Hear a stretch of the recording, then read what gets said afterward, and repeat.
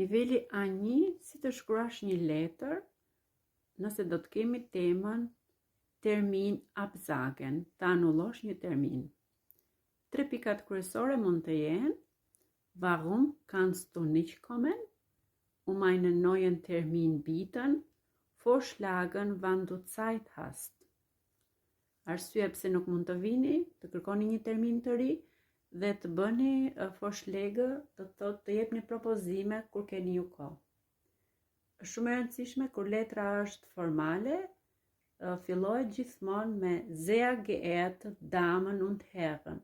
Më pas vjen koma, presja, shumë e rëndësishme, dhe fjalia fillon gjithmonë me të vogël.